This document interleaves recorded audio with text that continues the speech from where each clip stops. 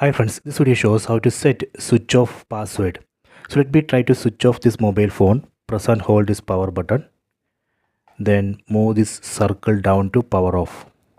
See, it's asking for the password. So I will show you how we can set this. Go to settings, tap on the settings up icon. Go down, tap on security and privacy.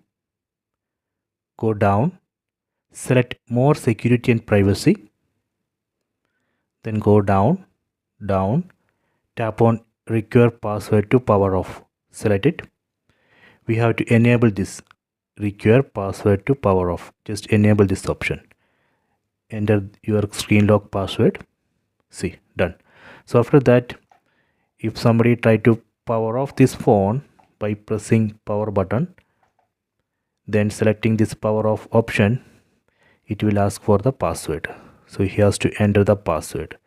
So this way we can set power off password. So please try this. I hope you have enjoyed this video. Please subscribe this channel. Please like and share the video.